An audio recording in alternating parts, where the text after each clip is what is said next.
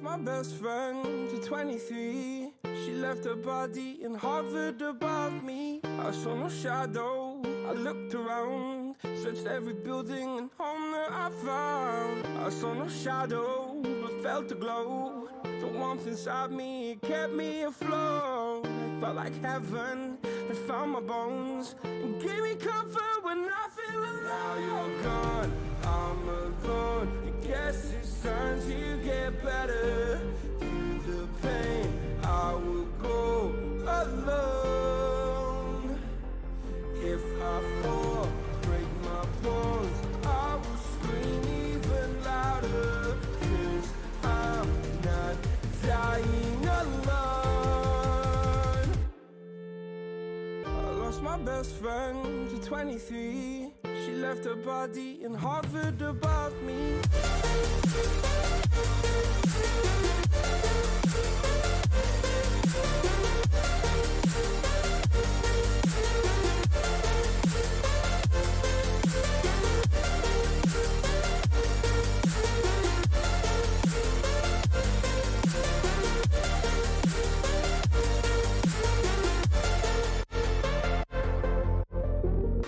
My best friend to 23. I heard the heavens crying above me. They gained an angel, I lost a friend. I felt like dying again and again.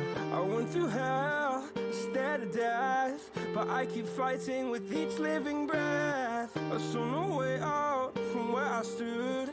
Felt like the fire had burned me through. Now you're gone, I'm alone. I guess it's time to get better. Through the pain, I will go alone. If I fall, break my bones, I will scream even louder. 'Cause I'm not dying alone. I lost my best friend.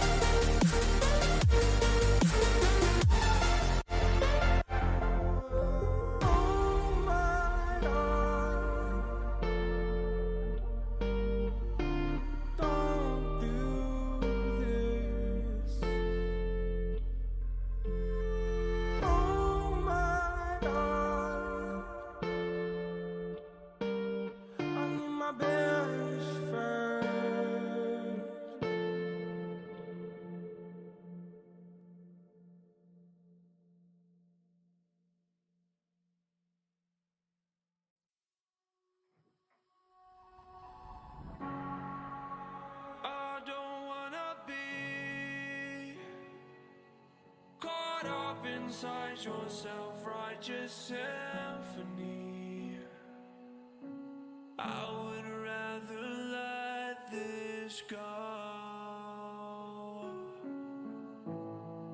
than to bring it up again. But What's up, nerds? Welcome back to the Burly Fishing Podcast. It's Thursday. We're live. Last week we weren't. We missed you. So today we're going to have some fun. We literally were like talking about the topic for today. And I go, Paul, any ideas for the show tonight? Or this was yesterday. And he goes, 2 words, Top Gun. That's all he said was Top Gun. And I was like, what? Yeah, all right. And then he started throwing me actual ideas, and I said, too late. I already made the thumbnail, which I had. Immediately went downstairs and made that thumbnail last night. However, he's skipping a step. I also said that we should shave our beards and only have our mustaches. Allegedly, you already had. I didn't know. And so when he said too late, I thought he meant, no, we can't do any of these other real ideas. I've already shaved my beard, so now we're doing Top Gun. And I was like, oh, well, okay. Wait, did you shave then, or you had shaved before? No, I still. It would have been better. But it's all still here. Oh, the rest of it is also there, you guys. The flesh beard stash strikes again. It would have been funnier if you had like the full beard and you just went to the mustache, and then like Haley was really mad, and then I was like, oh man, never mind. Yeah, you know what? I like that other idea much better.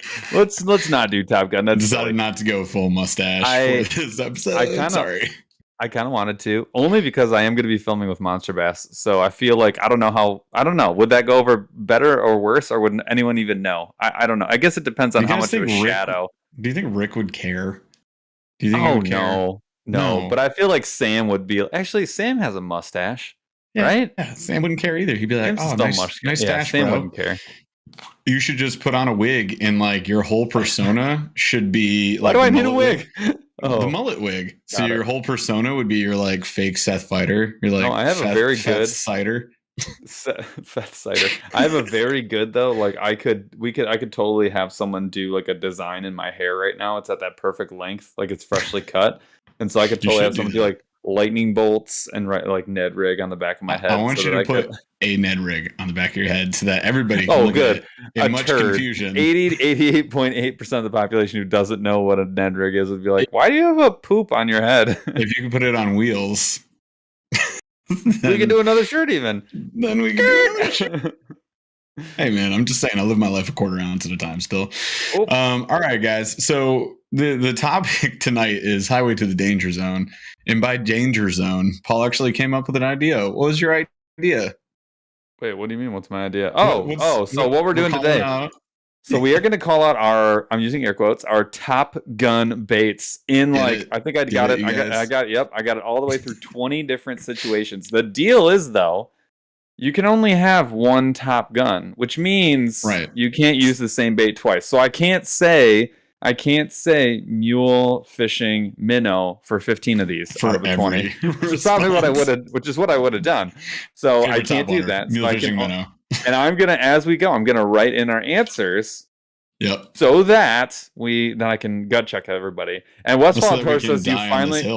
I'm gonna die in the hill. Westfall Door says, Paul Glass, you finally got the hat. I did. Rick actually saw my Instagram story. He shoots me a message and he's like, hey, I just sent you that hat, and I literally just got an order notification from MONSTERBASS. I was like, oh, rad. And so I'll be posting about this tomorrow. Big shout out to Rick, who's doing a show right now, but thanks, buddy. I wanted this hat so bad. How sick is it? It's the 112 too, which is my favorite. That is the best Richardson hat, is the 112. Yes. That's the old script. That's the old script one. Oh, you guys can't see it probably all the way over there. It's right there. Oh, yeah. The circle logo, the old car shop logo. Yeah. If anyone was going to buy a hat from MONSTERBASS, that's the one. That's the one to buy. I actually think that should be the Vin Diesel, because it looks like the patch that's on his like work jumpsuit, right? That's exactly what it looks like. It's the script. It's very like lame looking. It's hands down their best hat. I have 2 of them, and I have purposely not worn. It's in a box. I haven't worn it so that when I kill that MONSTERBASS hat, I have a backup. It's that good. Very soon, because it's summertime and we're gonna rot some hats out. Rip. R.I.P. They are that hat. All right. So DeBurly Hype Man _ is Kenny Loggins in real life is in the house, and he says Seth the Fighter Pilot. Oh, dude, I like it. I like it a lot. That should be a shirt if it wasn't so much copyright infringement. Well, you know, artistic liberties and all. All right, you guys. So we did just drop a t-shirt. So if you are a Snorlax crew member, we promised you it's here. The flip around and find out black and blue jig, which is juicy, by the way, is available. So we posted in the YouTube community area. So you need to just bounce on over there, click that link, make sure you fill out the form.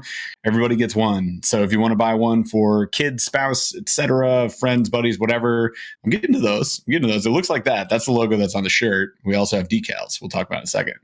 So, fill out the form, get your one free shirt. If you want to buy more, we posted a separate link, which is in our link tree bios. So you can go to either mine or Paul's. It's the same link. Go in there, buy your shirt. If you want to buy extras, all of that supports the show. You guys are fantastic. Now, can they hear you, or am I talking to myself? Okay, cool. So I'm talking to myself. Charles is talking. So the order form, what did you say about the order form? It's going to show up every 10 minutes on the show. So you will see both links coming in hot. David Ellis just asked about the decal size. We don't skimp. Okay, big, you get a quality. Awesome. You get a quality shirt. The decal size, the Ned Rig Nerd one, if you got one, was it's the same 5.5 by 5.25. It is the exact same, and it is almost the exact same size. So it's about our go-to size, guys. 5.25. This is a no games played, legit. We don't play around, man. And I'm not joking. Like I have 2 of these on my truck, and I have 2 on my kayak. And I have these don't die. These are phenomenal. So this is the exact same sticker, same exact manufacturer, almost the same size and same artist. So like whatever you got here, Camp Ophthalmic called it out. They're really high quality. These are legit, and we are not looking to like make a bunch of money on these. Like we're barely clearing. Like I'm giving you these for basically what I paid. These are legit though, and they're because they're on black. They look freaking awesome. Like how, dude. Shut it. That's awesome. All of our designs would be kind of that way, you guys. And there's more in the hopper, and we're going to do a crossover with Debo. So hang on to your pants for that one.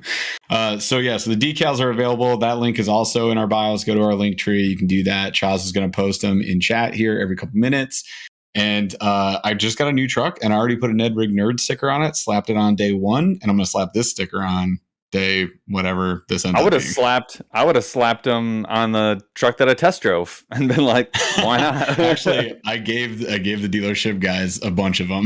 So because I remember I told you, like, you guys, the guy that did the accounting at the GM dealership that I went to, Berger Chevrolet in Grand Rapids, 28th Street, if you guys want to check them out.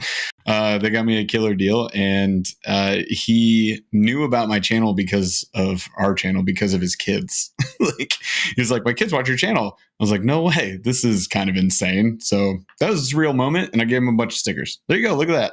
They're both together where they belong. God dang. Also, this thing is freaking awesome. I cannot wait to do a video on this. This is like 40 pounds. The max bin. Look at this. Yeah. Look at this. Hold on. Just take a big whiff of all that. 125. Oh, this is more than that. 150. It's probably closer to 150. 1,000. It's not even like fully jammed. There's like a whole corner that's just open. It's insane. I love it. All right, guys. So decal shirts are up there. Members, make sure you fill out the form, get your free one. And then everybody else who wants to support the show, thank you so much. Go buy a shirt. Tell your friends. Like, we've had so many people. I need to post it on TikTok because that's what I think we didn't do enough last time. Yeah, we'll do that because we need to. Because the whole deal was like, I probably have had 50 plus people in the last couple of months be like, where'd you get the shirt? Where can I get the shirt? How much is the shirt? And I'm like, had it up for 10 days, and everybody was like, crickets. I don't know what to tell you. You missed out, and that sucks. And I keep telling people, like, follow me on Instagram. I know it's a stupid thing to say, but like, that's where you're gonna find out about it. And so, yeah, I mean, like, tell your friends because. And if you guys don't know, like, the joke, like, do we understand the joke? Is it abundantly clear? Flip around and find out, but the flip is a different word in a normal saying. You guys get it. We could call it the 3-letter version. Here. It's an FUK, right? So it's F around and find out. And then instead, though, it's flip around and find out. And so just to make sure that people understand the joke, because I don't know, maybe like, I don't know, do they not? Are people not that intelligent? I don't know. I just want to make sure. We got to be clear. Urban Dictionary literate. It's fine. All right. Mistakes are made. Here's the not deal. everyone has this hat.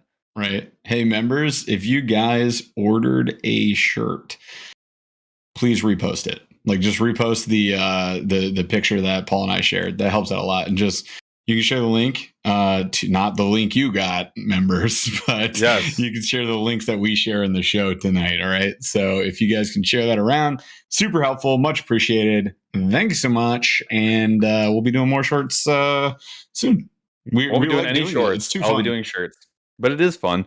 I have a whole list. We're doing some YouTube shorts. I want to figure out the "Eat It, Coward." I have to find a really good way. Eat it, you coward! Eat it, you coward! I have to find a good way to make that. I want shirt. a rebuttal.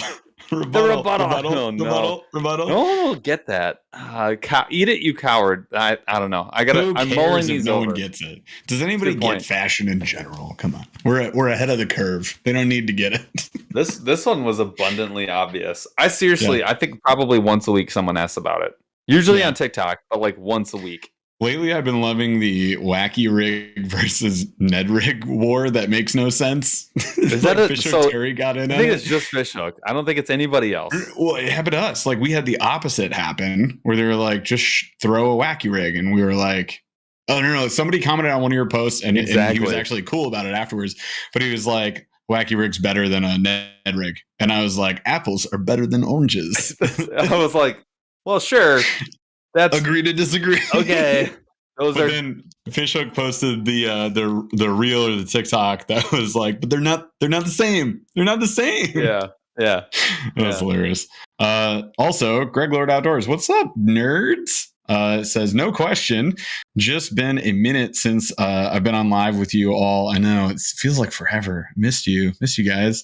Hope all is well. T-shirt and decal ordered. Thank you so much, my friend. And a $10 super chat. What is this? My birthday? It's not. But thank you so much. And then it says, gotta find a spot on the new AP for it. What's the AP? I'm missing something? I feel like I should know what that is. On an AP. Some type of vessel, advanced professional, alternative predator. Oh, I like the sound. That he needs a sticker. Yeah. He says it's an autopilot 120. Yes, you do. Oh, got it. Yeah, you do. And you know what you need to do? You need to get one for both sides, actually. Mm-hmm. Maybe I'll give one away. We'll give Greg Lord, if you can hang out for an hour or whatever, we'll do a giveaway, and I'll have this in the giveaway. So that way you have a chance at getting another one for the other side of the autopilot. There you go. I said it. Who will be the first to cover your boat bow to stern with alternating checkerboard style? Flip around and find out. That would be the most pukey design ever. Can you imagine? It would be like the most clashing, like you going by would give someone like epileptic seizures. Yeah. What were those books where you had to stare at the crazy fuzzy image until an image appeared from behind it? You know what I'm talking about? 100%. You would look cross-eyed at it, and oh, there he is! Yeah. Oh God. Yeah, or Where's Waldo? Yeah, exactly. Like, it would be like that. But I don't know. I would give them a high five. Maybe some tackle. I will give away an entire box of tackle and a full box of jigs that I've been sitting on for a while to the first person to cover their boat bow to stern. Oh, yeah. I would double that. There you go. Challenge out there. Get at it, boys. Nice. And girls. What did you say? Oh, the Magic Eye books. Thank you, Rockblades. Yes. Dude, Rob Harrison got it. I said it's in Mallrats. It's a schooner. It's a sailboat, you idiot. It's a schooner. Legend. Those Magic Eye books, the ones that were for sale on TV, that one should have come up on our best infomercials. They made those dumb books seem like they would be the best purchase of all time, and they were so terrible, so stupid, so bad. Yeah, you know what books were good though? The big I Spy books, where it was like a diorama image, and you had to find like a key. Honest to God, it was just like up in the corner behind a spider web or something. Yeah, so those were the best as a kid. They make kid versions of those, like just books that you can buy, and it's like 12 pages, but it's like an extra big storyboard book. Yep. And my kid has 3 of them, and I am like on the hunt. Like he's looking for like a truck, like a big semi, and I'm looking for like a nickel. somewhere in this gigantic book. They're amazing. I love those. I play them with my kids as well, and I will just find everything first. It's always a race. Exactly. I look at the whole list. I'm like, I got it. Check. Small skeleton, nickel, paper clip, bobby pin. Yeah, exactly. The needle in the haystack. Needle. It's going to be in the haystack. All right.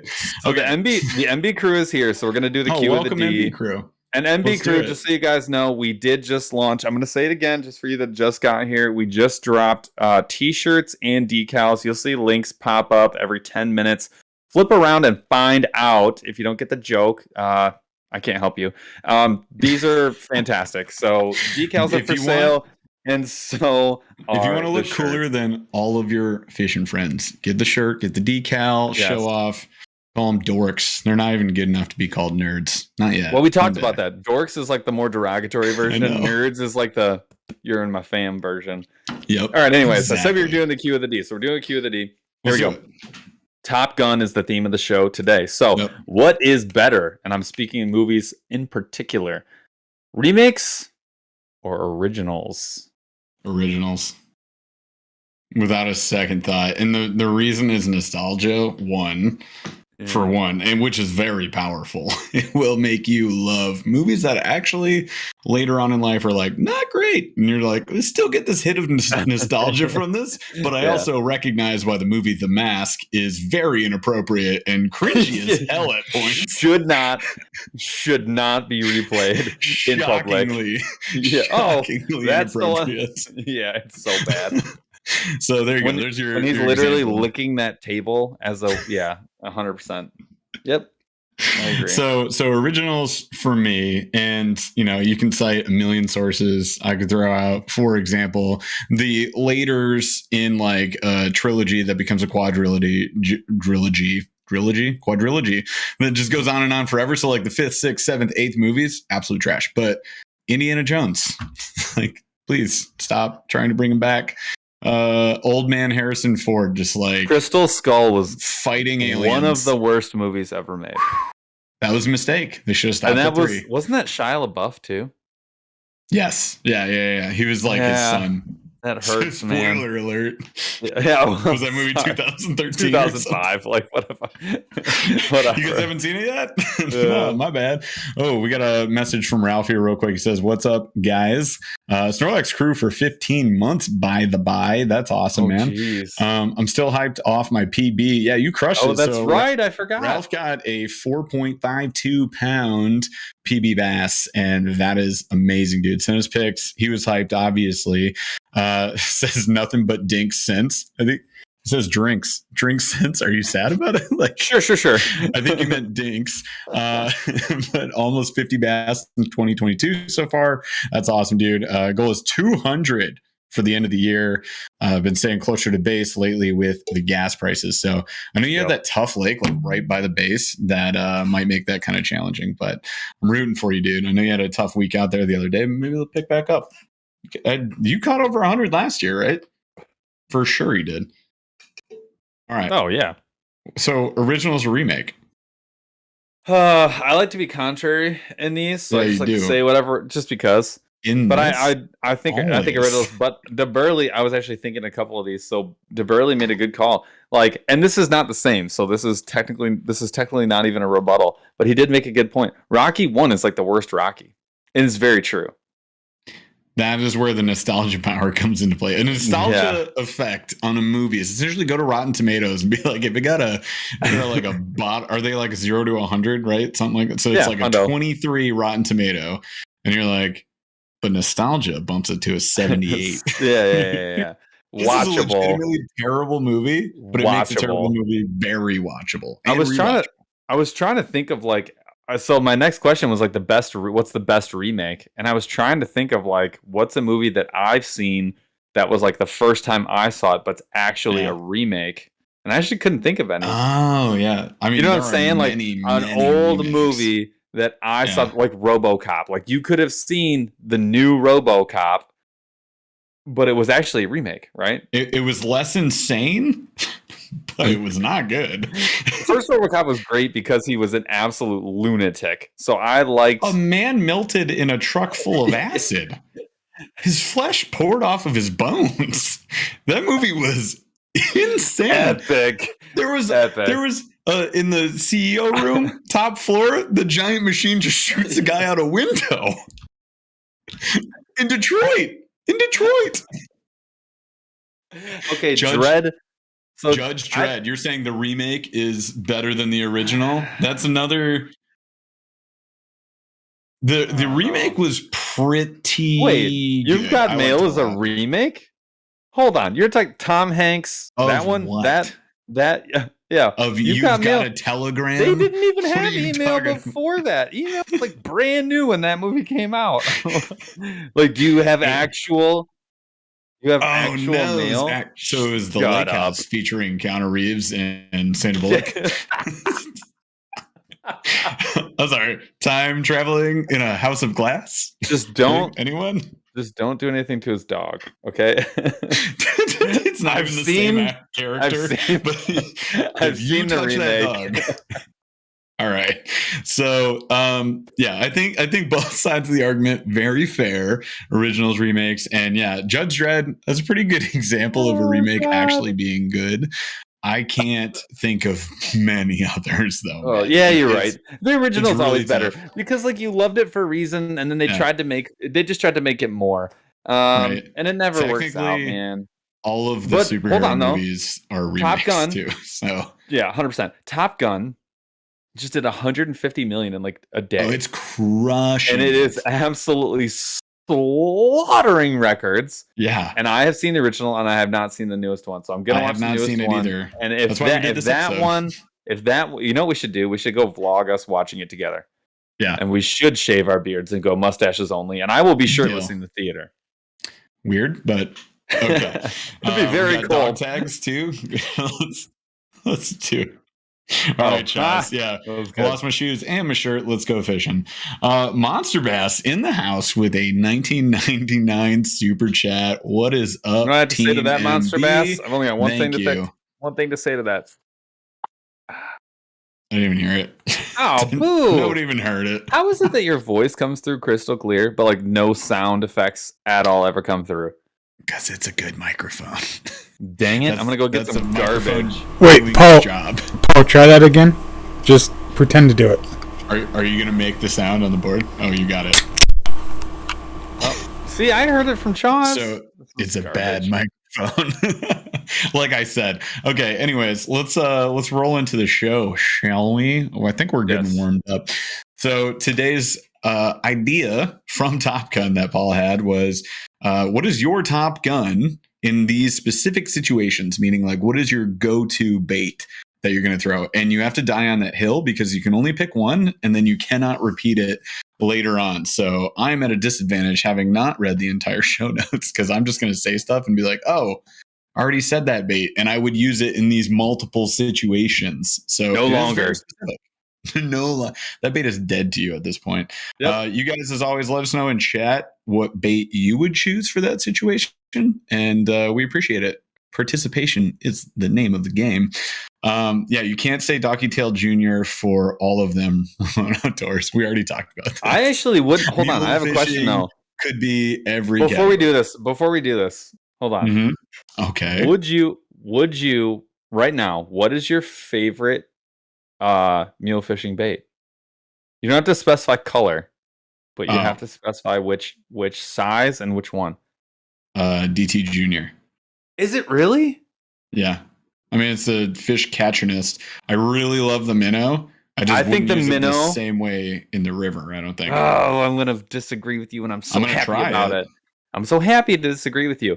Minnow, the middle size, is freaking. That's the only size I use. It is what? The large size is great. The 2.2 is an absolute. It's just the best all around. It is. That might be. I was not as hyped on the minnow until I found the right hook and until I found the right just combo. And you fish the river that feeds into St. Clair. I only need two colors. I only need two colors.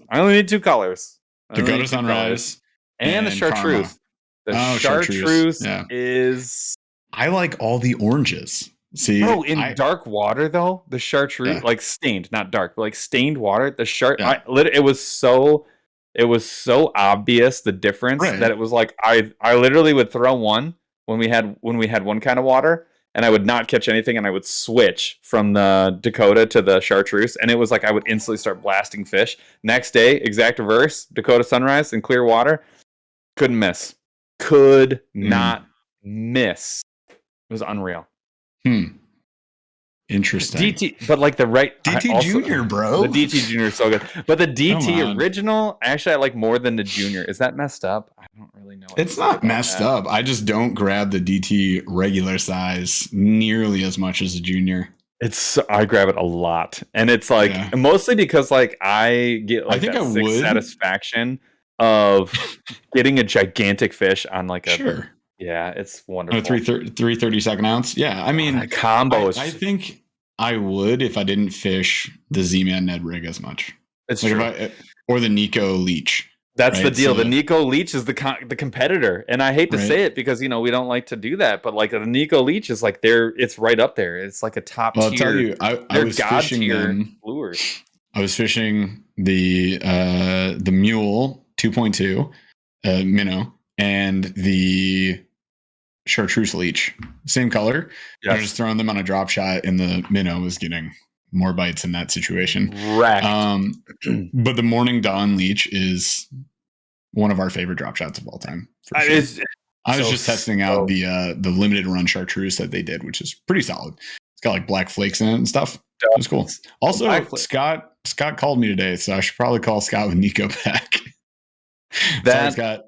I just have to say though, like that minnow in 2.2 is an absolute killer. All right. I'm sorry. I had to call it out. So I will say you could, I'm not going to allow you to do all the different sizes in this one, but you can do different. You could do like the DT, or you could do DT Junior, or you could do the minnow. I'm going to say, I don't want to get. Yeah. So brands, multiple uses. It's just a specific bait. Yeah. Got it. Okay. So what's number one? So Dog days of summer, 1,000,000 degrees, stagnant, just sweating through yourself, pouring water out of your body profusely. Got it. Yes, exactly. That heater of a day. What are you throwing? Okay, and we're assuming we're on like just generic Pond X. Generic. All right. So if it's generic Pond X, be a frog or a buzzbait. Really? Yeah. Oh, 100%. Wow. I love throwing those in the heat. That's when they pop, man. Whoa. I mean, first of all, I don't like fishing. Whoa. However, I do love fishing. Calm down. This is question number 1 of 20, bro. All right, so I'm just gonna say frog, and I'm looking ahead, and I don't care. So, I see you. I did. I was creative with the list. Yeah. Doesn't matter. Based on that list, I'm going to frog. So, are we saying like a specific frog that we want to throw, or what? No. Just like a frog. But you can list one if you have one that you like the best. Yeah, Spro Bronze Eye, and I'm going deep in the pads. What color? Deep in the pads. The black white belly. Yeah, that one for sure. I love it. I like the one with like the neon that's like purple and black. It's like in green. That's the most wonderful favorite frog. Either straight white or straight black is like 99.9% of my frogs. 100%. But yeah, having the bright color mix in there is pretty solid too. I don't even know why. I don't think it matters. I just really like that frog. My dog days heater, I would go wacky rig, and that's really hard to get rid of. But like right on the shade line, big, fat Senko. I want like the 6-inch, 7-inch Senko, just a big log. Flip it up, boom! Like I just want the absolute cannonball. So that's my answer. I love it. Felt that coming. I see some frogs in here. Thanks, peeps. On my side. There's nothing wrong with frog or big worm. But I wanted to save it. Yeah, weightless stick bait, another great one. I've found a lot. Yeah. In those dog days as well. I just like a frog, man. Like when I get hot, that's just what I want to do. I just want to go to the pads. Okay, so next one, Dirty River. Number 2, the just the poop river, like the absolute sludge fest, like chocolate milk. Yeah. And this is a hard one because there's really no good answers. There's only bad answers. It's gonna suck. It's gonna be rough.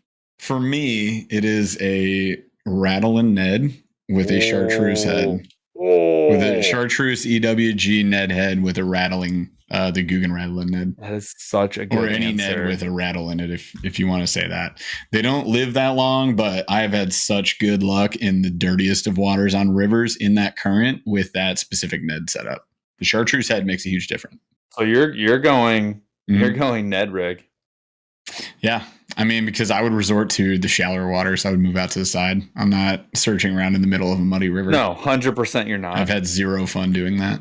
But if I can hit them in cover, like it's a tighter space, they tend to sense that rattle and go hit it. So a lot of people are saying spinnerbait, which is actually in my brain. That's what I wanted to say was spinnerbait. But I know I have blades. I know I have to save the spinnerbait, so I'm not going to go spinnerbait. Same. That's why I didn't say it. I'm going to go. And you know what? No. See, a lot of black and blue jigs are a great answer. That is such a good answer, everybody. I love the answers. These are so good. Yeah, you guys get it. Yeah, I'm actually gonna say, I'm gonna go very controversial here. I'm gonna go ahead and I'm just going to say jackhammer. Yes. I gotta say that's the last thing I would throw in a chocolate milk river. Really? Because I am so good at leaving jackhammers everywhere. What are you talking about? Dude, I'm 100%. I am guaranteed to snag that. I want in a mud river. No. I want the jackhammer, and I want it with like a big, chunky, long, not like the kamikaze swim on. Like I want something long, like even like a craw. Just something big, and like the whole thing, I want it to be like jet black, and I want that's what I want. I think other great answers would be a rattling stupid tube, or a tube is a good idea. Big rattling. So underspin. Jesse said underspin. That was going to be my other option. Underspin is a great one. Loud crankbait's not a bad one, but I'm probably saving the crankbait. We're going to save it. I would say the big square bills. I usually, what is it? The mini mag from 6 Cents.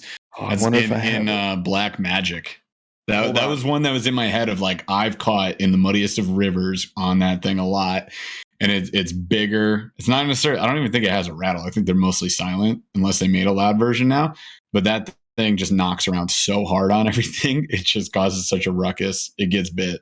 If this wasn't such a good answer for later, I also would have said flat-sided or lipless, because like the river, you never really know what you're dealing with. But where the really scary to throw a lipless in a river, man. I know. I totally agree. Instant sacrifice. Where's the deep? Anyways, well, I don't know what you're looking for, man. But this is important. This is what Debo painted up. Oh yeah. Is that a mega bass blank? Maybe. I don't even know. But it's gigantic. It's a loud, obnoxious, gigantic. It's super loud. Yeah. But it also looks like Mountain Dew. I don't know why this makes me think of Mountain Dew. It is purple and blue, so I don't either. Awesome. I know. It makes no sense. But I literally named it in my head. Ow. Mountain Dew. Right. Sharp hook. Please impale your finger immediately on live. All right. Howling Wind. This one, every time I grab a chatterbait. Instantly. Every time? Every time. Okay. I want to see everyone else's answers. The one I guarantee I'm going to catch on. All right. Yeah. I'm not saying it's a bad answer, but I have a different answer that I also That's the point of the show. Take your opinion and leave if it's not the same as mine. That's just your opinion, man. That's just like your opinion, man. That's going to be my canned response to anyone that tells me the improved clinch knot won't work. Oh my God. Paul got shredded on IG, dude. Hang on. Two examples of trolley behavior from this week real quick. So remember those rails we don't have? There's no rails on the show. Yeah, wait till the sequel show. It's got a monorail. So in the comments on one of Paul's posts, it was just a picture of the minnow in Dakota Sunrise that he had just caught 50 fish on, lost 2, not due to a knot failure or line breakage, just the fish came off of a very sticky hook, right? Came unpinned. It happens. Totally normal. So 48 for 50 this guy goes, right? Now hang on, it gets better. In the comments, some bro decided that he was going to make a stance against the improved clinch knot that he saw in the image that wasn't like focused on in the image at all. He was just like, improve clinch. And he just calls you out, calls you a total poser. Yes. He's yes. You got a few likes on Instagram. You're just a poser, blah, blah, blah, blah, blah. And this 100%. guy's just like, clinch knots the worst. Learn better knots, he says. He said, don't use clinch knots for a jig. And I was like, in my brain, I wanted to just 48 be like, for 50 fish, no breakage. But it worked. Like I caught a lot of fish. Respond. I kept wanting. What my only goal in responding was actually one, to be nice, because I just try and do that. But also just to get more comments. So like every time I like left the door open for like a response, and like he would respond, and I would be like, this guy didn't open the door, kicked it straight off the hinges, and was like, "You're a poser and a loser, and your mother never loved you." He called my. This is my. I've actually been getting a lot of hate on my TikToks. He goes, like, you and your fruity TikToks, and I was like, does this guy ever post real fish or just fruity TikToks? Yes, that's what it was. I think we're due for another like hateful comments episode. That actually made me want to do one. I was like, yeah, we should do one. Should we do it live or should we do a video? Chat, should we do it live or a video? We'll do another like super mean comments edition. We just got a bank of them to go back through. That was one of the most fun. Well, yeah, for sure. We can go live. Yeah. That's the easy part. Everyone's saying live. I think live is the play. Last time we did a video, I'd kind of rather do a live. I think it'd be fun, and maybe even like bring in a guest for that one. So and see what they have. Maybe we can get somebody else that has a lot of hateful comments as well that can pop on here. It shouldn't be hard. It should not be hard because every creator gets them. My favorite ones that we've been getting lately, other than the people hating on Paul's fruity TikToks and clinch knots, on our kayak video from iCast, we have had multiple people say the exact same thing. Shut up. I can't hear over you two idiots. And we're like introducing the guy and we're saying, show us the new canoes, show us the bona fides. And this guy's like, shut up, idiots. It's our channel, dude. We're going to talk on our channel, you guys. No, you're talking too much. Let Chaz do the talking. All right, go ahead, Chaz. All right, so I'm transitioning. I'm transitioning back to the ghost rails. To the rails. And so howling the whisper of a rail. Yeah, when the howling wind comes, I'm throwing a spinnerbait. I decided to hold on to mine, but I know, and that's what I always do that, and I always grab a chatterbait.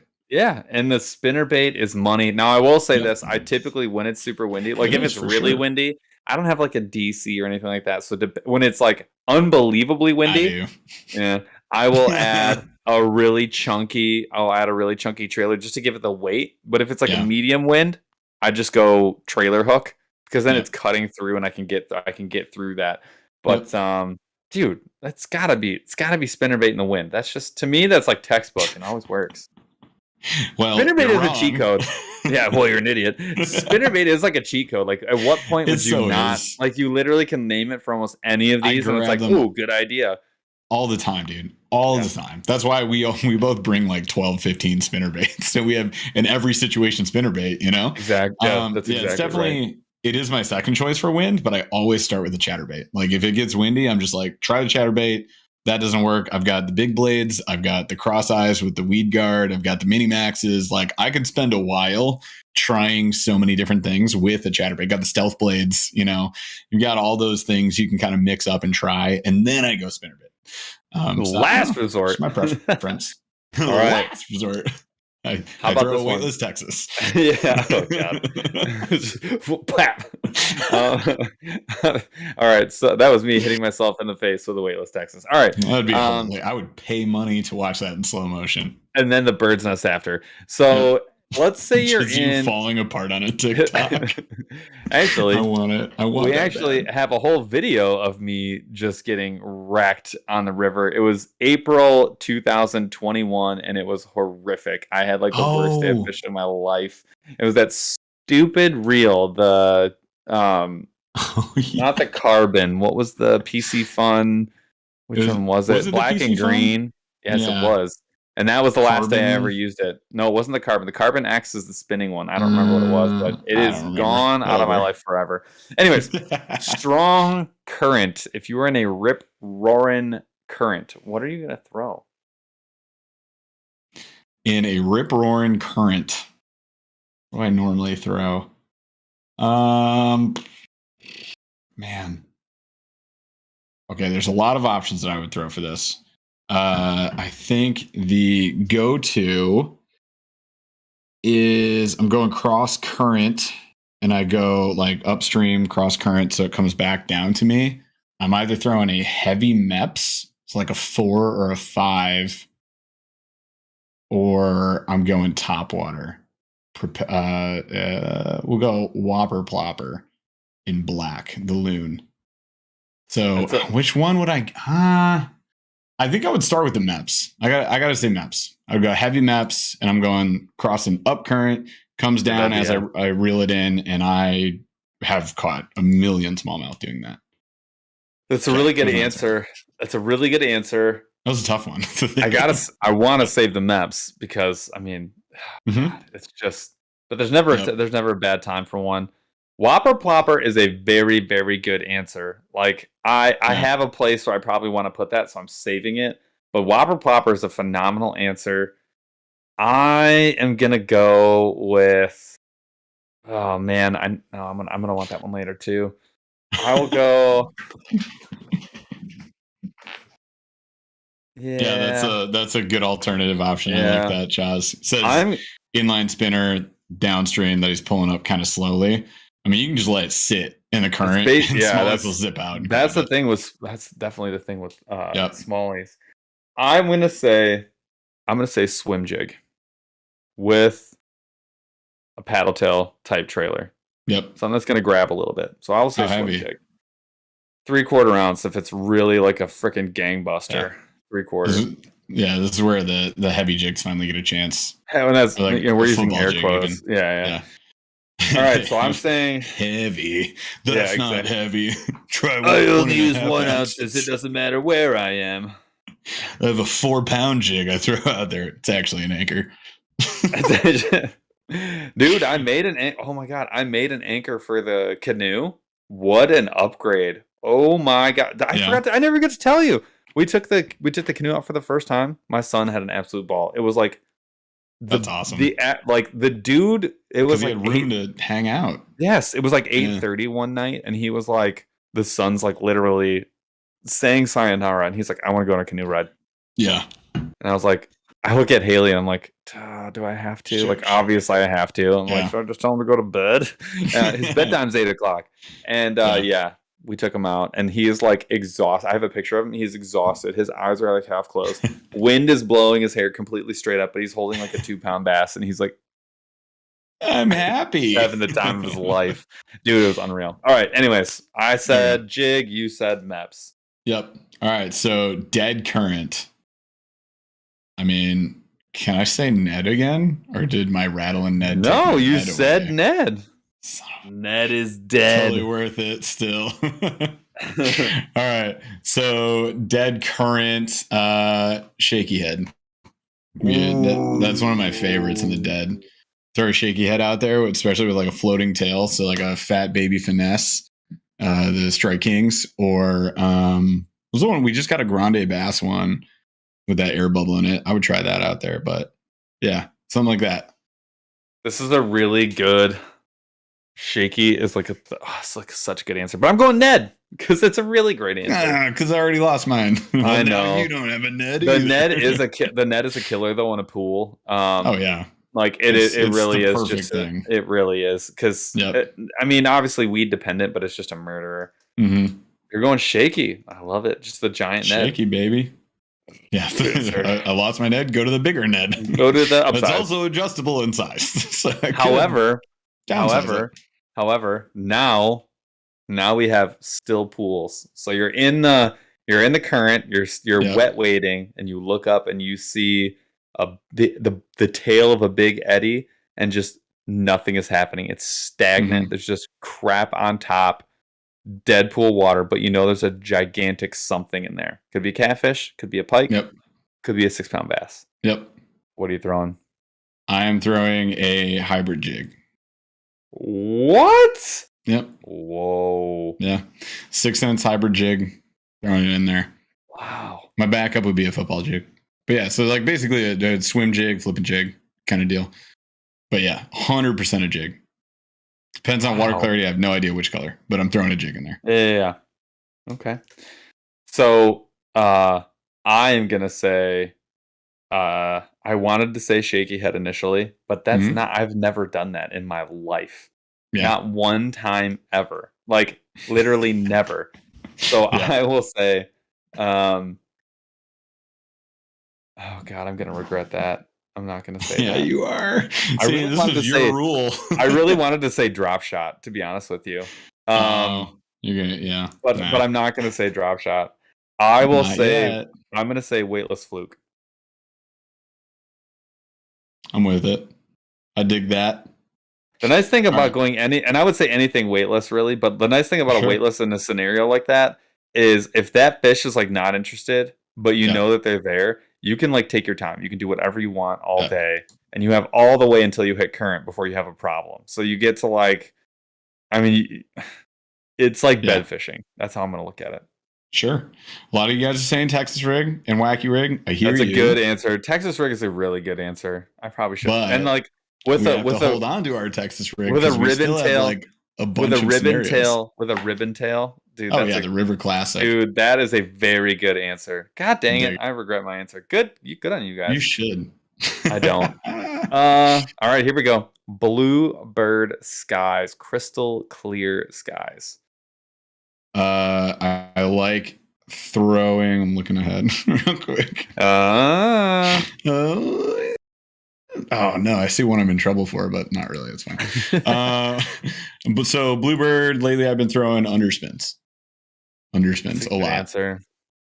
You know what's weird? It's like underspin works so good on the extremes. Like it works really good in like the super sunny days, but it works really, really good on like the cloudy, early spring days as well. Like even when it's just like the nasty. That's a spy bait. Spy bait. Okay, pinky out. Response. Jeez, my God. Spy bait. Yeah, Bluebird Day. I love it. Bluebird days are tough because usually you get your butt kicked. Is that me? Yep. Is that just me? Like I just get I feel like I get my butt I've been handed annihilating to me. on Bluebird days lately.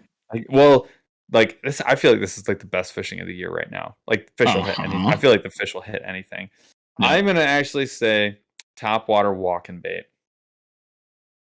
I like that. That's actually one of the things I've been killing on. I was saving it for later, but I will say the walking bait. What did you say, Jeff? Yours was, I already forgot. Underspin, thank you. So I see a lot of jerk baits in here. Spy bait, fancy guy, getting fancy. Spinners, a lot of spinners in there. That's another good one. Yes. Whopper plop. Yeah, lots of good stuff. Okay. The whop plop is going to come up a lot. It is. Yeah. Did I say mine already? No, I didn't. Rain. I already used one of my favorites, which would be the jackhammer, like the chat. Yeah, the chatty chat. Yeah. In the rain. Oh, this one's hard. Mine's a plopper. It's a prop style topwater bait. That's my go-to. Didn't you already use that, or you changed? No, I didn't. I changed it. You did change. Yeah, that was MEPS. Strong current. Yeah, you really did. Oh, good call. In the rain. You gotta say torpedo. Like you gotta say torpedo. You're right. Actually, you know what? That's a really good. You crushed on that in multiple occasions. I've done it many times. That's the best answer. It's not even close. Yeah. All right. I will also say a prop style bait, but a different one. Yeah, thanks for answering for me. Yeah, you're welcome, Jeff. It's my show now. You can leave. Okay, so I'll see myself out.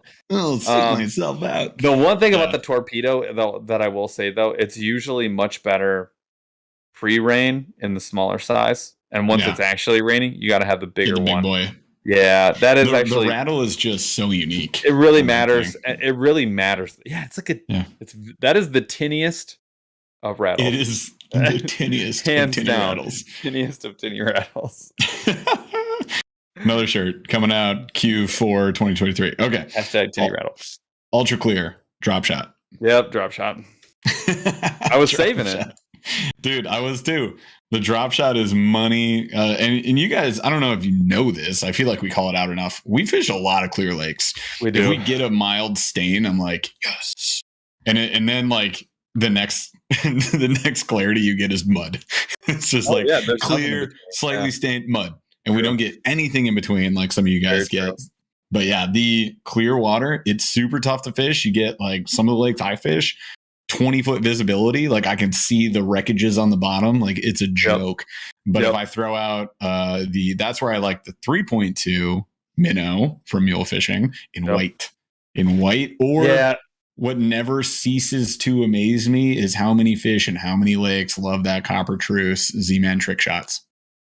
Like Morning Dawn is my new clear water. Like we had a bunch. Make sense to me. I'm like, why does this work so well? No, it's so funny. So we recently had some people kind of ask, like, hey, what do you think about Greg Whitaker, Whitaker, the $5, and he just goes, just because you guys rock hashtag Shark Deuce Nation hashtag Snorlax 100.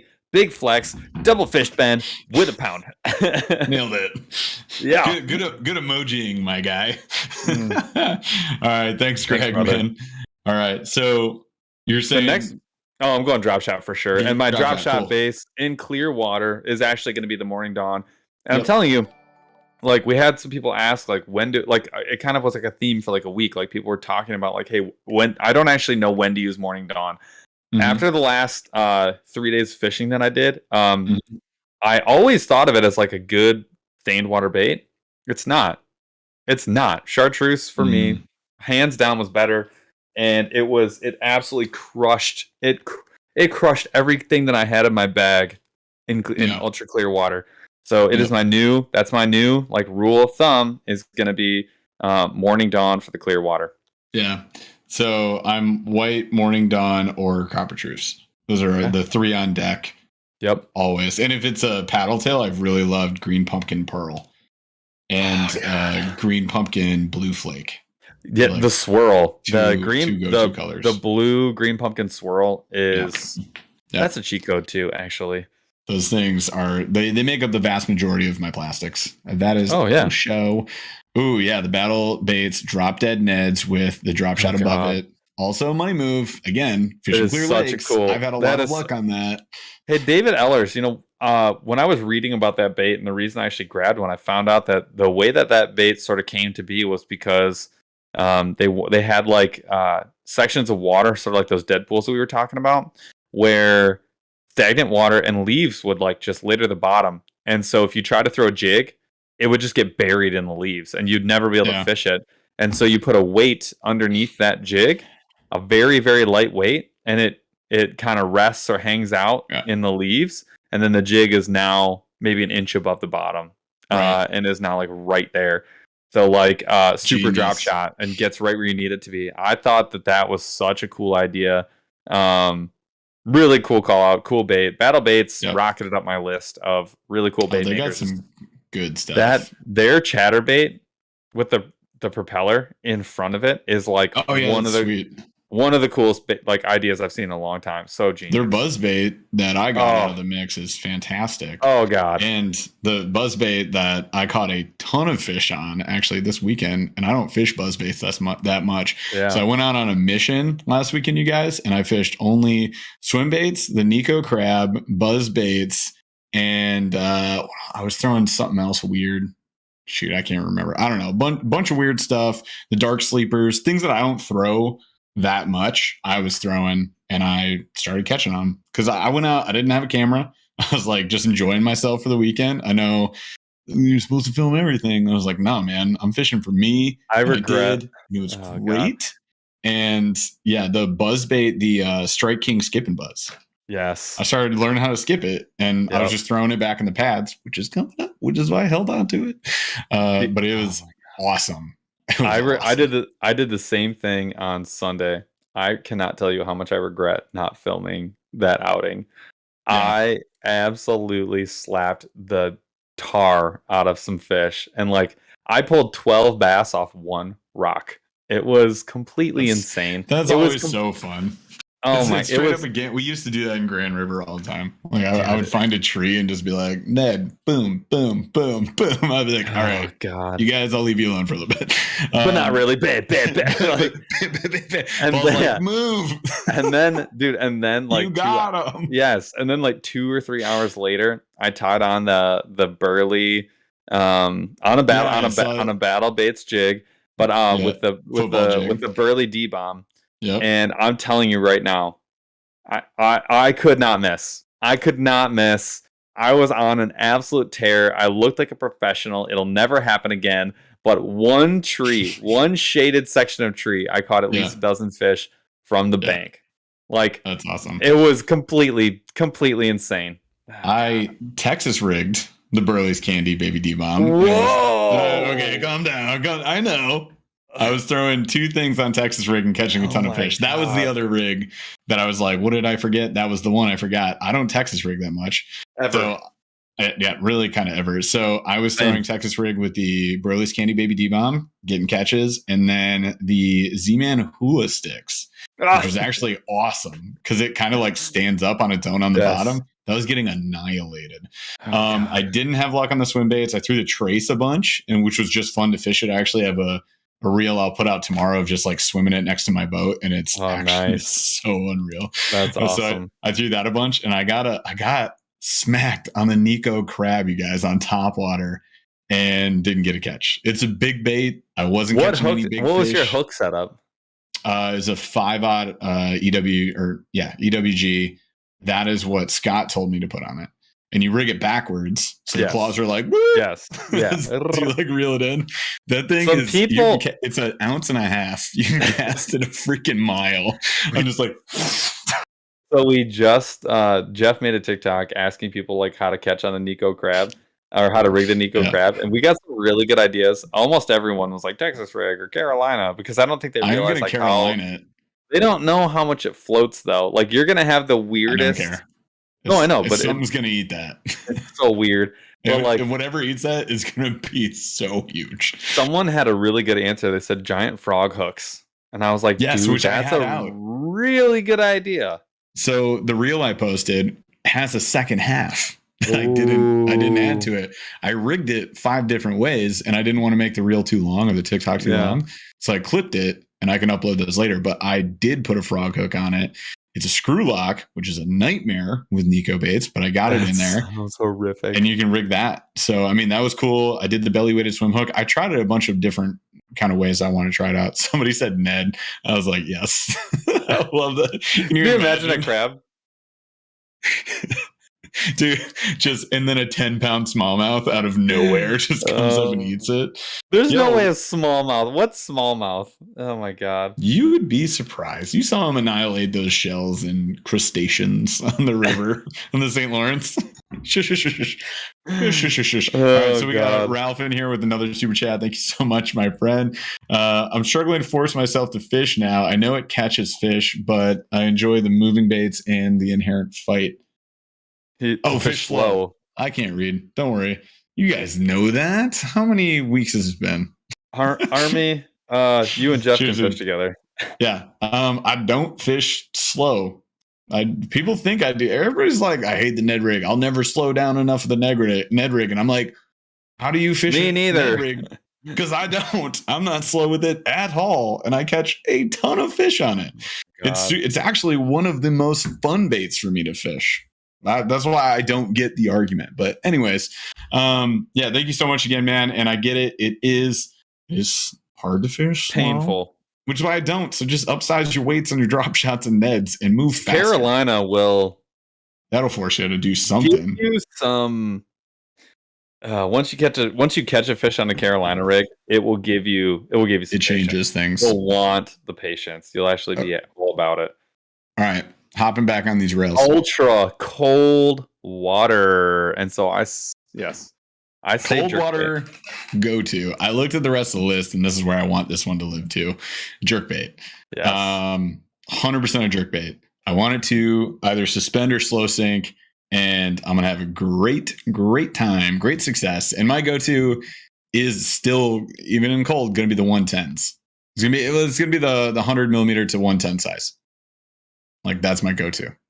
Yeah, I would probably go diving. Yeah, I'd probably go a little bit. I want a suspending. I also want the 4 to 6 diver. I want an X wrap. I want the smaller X wrap. That's what I want. That in perch. That lure catches everything. I have that lure catches freaking some of the biggest jerkbait bass I've caught have been on that bait. I love the Vision 110 is amazing, and I have all the copycats because everyone just copies that bait. I use the Provoke, and the Provoke is wonderful. I actually think that what's the one that came in the Monster Bass Lucky box? Craft, the white one, the Vicious. No, but I really want to fish that one. No, it was like Johnson or something like that. It was a smaller company. Came in the winter 2000. Baker. Dude, what a phenomenal jerkbait! Yeah. That jerkbait is one of my favorites, and it comes in white, and it's got like a little bit of yellow on it, and it is an absolute killer. Yeah. But yeah, I mean that little tiny Rapala X-Wrap is just a cheat code. Yeah, I see a ton of blade baits in here. That was like blade bait's number 2. That'd be the number 2. Yeah. But jerk bait's nice because it works in almost every situation. Blade baits can be a little bit tougher around weeds, and they can be real tough in shallow water. I mean, I'm not saying it's impossible. It's just a lot more fun to fish a jerk bait in a pond. Yep. Yeah, I actually have also had a ton of fun with tailspins, and I got to try out the new Fish Lab tailspin and caught, I don't know, like 8 fish on it this past weekend. It was freaking awesome. That's great. Fun to fish. It's like 3/4 of an ounce, so you just go. Yeah, gigantic. Yeah. Well, I also have the 6 Sense one. That's a Colorado blade. This one has a willow blade. Yep. And that one that I got, they sell it, in different weights, but that one I have is 3/4 of an ounce, and I've caught on that too. Pretty sweet. You know who actually made a 1 ounce tailspin like 7 years ago? Who? Lunker Hunt. I still have it. I still have it. And it's one of those ones that's like 3D printed, screened, and then like heated on and then like coated after. I just want like a display case of only Lunker Hunt baits that like the lunker dump baits. Lunker dumpster. Just a shadow box, right? And it's got 4 or 5 shelves, and it's like Dragonfly. 4 or 5 shelves. It's got like 100 shelves. It's shadow box. It's like 68 by 44. No, feet. By 12, you can walk into it. It's a 20-foot shipping container, and what's hear me out. There's lights everywhere. You got aisleway, shelves. It's gonna be great. It's got the meatball dispenser, just like at IKEA. You get a map. You walk in, it's like, oh, welcome to the Yappa series. You can get a season's pass.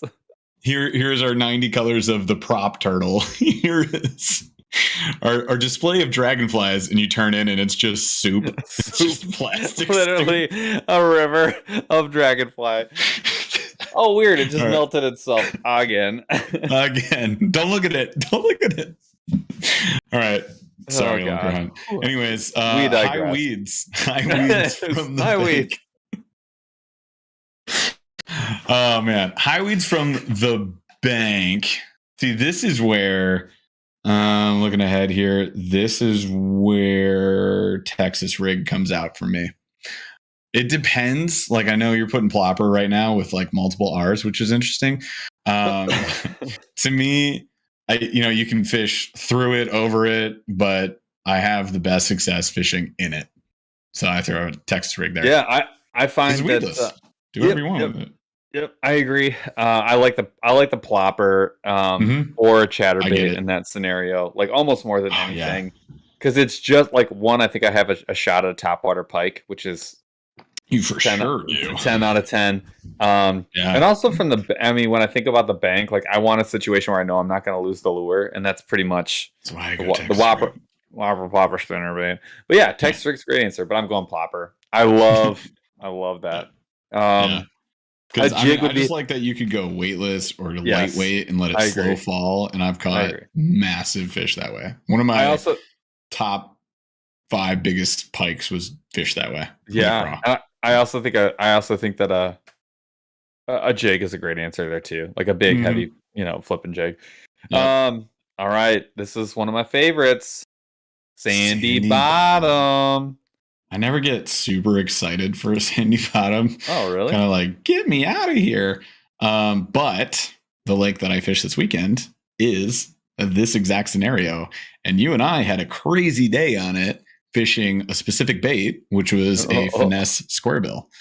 Oh, yeah. So that's like essentially a squarebill grinding it in, just into the dirt, into the sand, rather.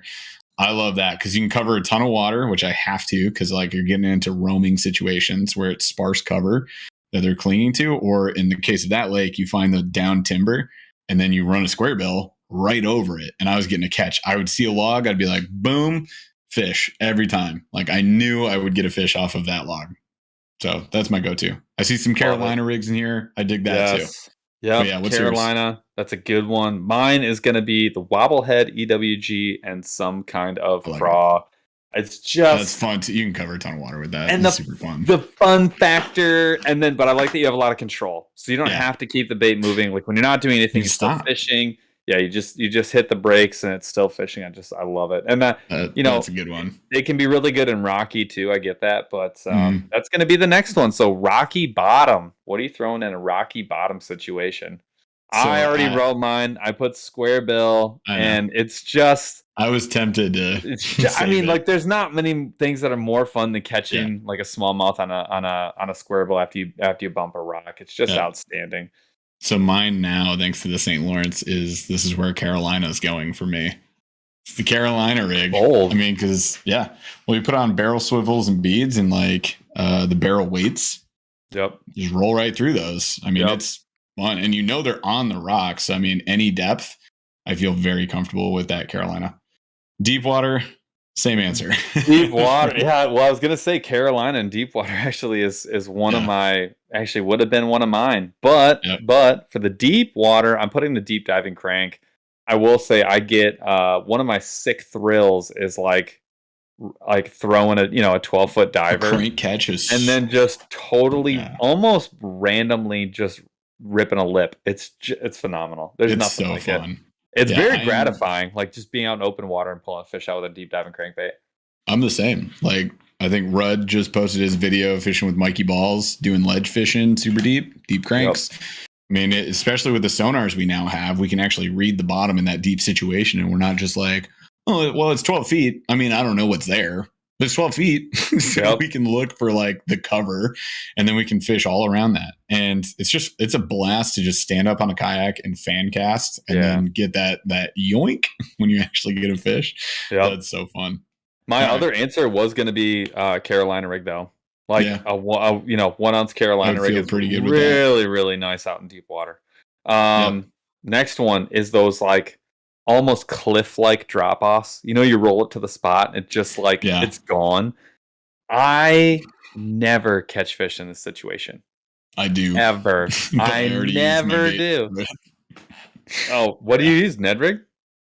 Ned rig and drop shot I always catch, because the whole lake, the private lake that I'm on, it's a bowl with steep drop offs. Every single ledge is a steep drop off. It'll go from 2 to 12. So drop shot right there, and you can watch it on the forward facing sonar now. So it's a video game for me. So I flip it up shallow, drop shot, and then I just hop it, and then you see the shadow start coming in, and you just just tweak it a little bit. Come on in. It's fun. Dude. So it would be a drop shot for me, since I'm trying to think what I haven't used that. A good alternative to that would be a Tokyo rig. So I could Tokyo it, and I again, hop in the bait. So it'd be a shaky head. It'd be hang on. Nah, I'll go Tokyo with this. A Nico rig would be also great. I almost switched to that. Anything that I can cover vertically the water and hop down, I've had a lot of luck with. So it's just my opinion, bro. It's just like my opinion, man. I don't really have like a good answer. Like every time I approach this, I feel like I've done all the things and it's never worked for me. Yeah.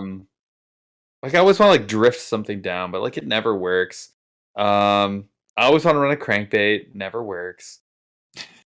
Oh God. I'm gonna say I am very mad. I'm gonna say Texas rig because I don't really have a good answer. I feel hyper comfortable in the steep drop off situation. I definitely don't. My first bass over 5 pounds was on a steep drop off with a deep diving crank. Wow. I went deep diver, I went up shallow, and I just crawled it down, and that's when I caught her. So sweet. It'd be a good alternative. Next one, shade line. Okay. This is where I want to use my wacky rig. Oh, good. Yes. Yep. Wacky rig. Great. This is all summer long. That's what I'll do. Is either that drop shot, Ned rig, weightless, anything. Like I'll just flip it to that ultralight. I've been crushing on ultralight. Just go to the shade, flip it in there. You're like fish. Yep. Yeah. Mine. This is where I'm using my shaky head. So yep. I want to throw a shaky head in a situation where like I absolutely 100% like feel like there's a fish there. Because I know that like I feel like I'm going to catch the fish with a shaky head. And now you can see them with your sonar. But even if I couldn't, like if I roll up to like a shade line and I'm confident. Like there's a fish there, if I'm picking I'm picking my bait and it's gonna be the shaky head. So and I would say, dude, and it's gotta be on the bamboo bomber. I don't even care what kind of cover it is, it doesn't freaking matter. It's the best bait. I mean, it's caught you a ton of big fish, so it makes sense. Love that thing. All right, lily pads. I'm done, frog. Okay, who's next? We know you are. So I used my frog for the first spot. However, this is how I fished all last weekend. Buzzbait in the pads. And annihilated them. Yeah. Wow. Skip and buzz. Z-Man, what do they call it? The goat toads. The goat toads. If you guys have not used the goat toads, I had the obviously the buzzbait as a silver blade. And I was using Skip and Buzz from Strike King. And then I had the goat toads as the trailer to give it a little more flotation, because what they were doing was I would reel pause, and they would slap it on that pause. And I got a ton of looks. I almost couldn't go slow enough for them. They were very hesitant all day long, very lethargic. It was like one of the hottest days we had in a while, and major boater traffic. It was Memorial Day. That's when I went out, you guys. Memorial Day. Like, boat traffic was crazy. I fished through the middle of the lake. It was a lake you and I went to, that you go in through the boat channel. There's a tiny pond area. You go through a real skinny water. Then there's a huge lake. And then there's 2 backwater creeks. You remember that one? And we went and explored like all the creeks. We tried to go through the tunnel and couldn't go through the tunnel. That lake. And the traffic was insane. I was catching on everything, though. It just took a minute to kind of like figure them out. But yeah, Skip and Buzz in the pads. It was amazing. I'm sad that I missed. I'm sad I missed the spectacle. Yeah, it was nuts. I did not expect it. And that's when I also caught on the Fish Lab tailspin. And everybody, was having Memorial Day libations. And this lady in her pontoon goes, what is she? She named her fish. She named a fish, a big bass, allegedly, that lives by her dock. Yeah. She named it Walter. And I was like, a walleye? Like, no. Bass, no. Right? Walter, it's a walleye. Anyways, so she named it whatever, Gregor, right? And this fish, she's like, did you catch Walter? And I was like, ma'am, who is Walter? Yes, I did. And I ate him. She like didn't answer me for 30 seconds. And I was like, okay, then. And then she goes, that's our fish that lives over here. And then her and her husband pointed in different alternative directions. Yeah. And I was like, all right. How many tequilas have you had? Ma'am. Yeah. I was like, I always put them back. Don't worry. Like, whatever. And then I quickly paddled away from them. Yeah. Full speed away. I should have flipped at their pontoon and just been like, what's that? That always works really well. Yeah. It makes people happy. That's how you get the views. That's what I hear. All right. Anyway, sticks and stumps. I like this one. Unfortunately, I used a lot of my answers. However, I did not use Tokyo rig yet. Oh, that is my answer. Already started to write it. I said it before you typed it. Tokyo rig, sticks and stumps. I agree. The one thing that you gotta have with sticks and stumps is you gotta hit something. So another good answer for me, yes, actually, is a square bill. Another good answer for me is actually a lipless, but a Tokyo rig or a Texas rig really just kick the of almost everything else. It really does. Like you gotta hit something, and you're gonna get right in its face and leave it there. Does anybody else in chat throw a lipless into sticks and stumps? Is it just Paul's psychotic butt? 100% me. The thing about it is like absolute animal. You heathen. It's just like, how many hooks I got in it? 24? It seems insane. Great. I understand this tree. I understand that it seems insane. However, would you throw a MEPS into that? Yes. Yeah, I would. I do. And it also seems insane, doesn't it? The less insane though, because a MEPS has the blade and the amazing balance. I get it. But if you knock itself off. I'm not talking about like your standard. I'm talking about a floating. What a degenerate. I'm talking about floating. So true. And it absolutely has to be the one that has the 2 different hook points where I can latch it to the back and you can run it nose down. And it, dude, when it hits, it's insane. That's my move, and I'm sticking to it. I said it in the video, and I'm sticking to it. I want a whole video. We're just gonna go to a stick pile and be like, all right, Paul, do your job. Good job. All right. I'll sacrifice a few just to show that I cannot figure that out. But super skinny water. 2 more scenarios. So super skinny water. Oh man. I haven't used ultralight yet, but Thin Creek is next. I know. I've been saving it this whole time. Okay, so you're gonna say weightless something. Okay, I can see that. Oh my gosh, Nico would sure be nice to have here.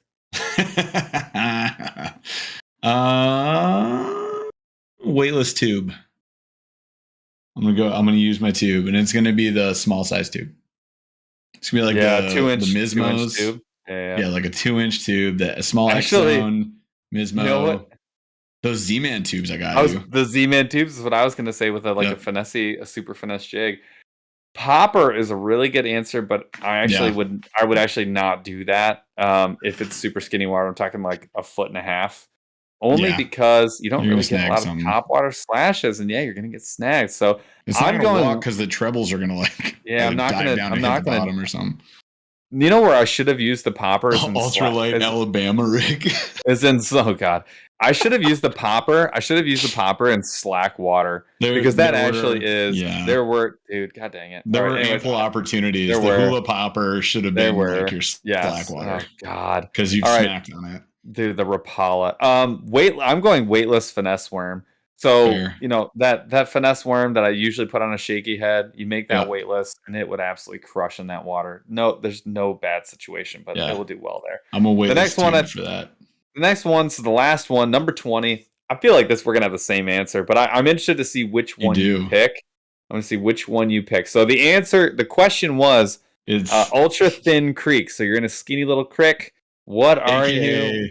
90% of our wading trips. What are you throwing? It's the DT Junior, for sure.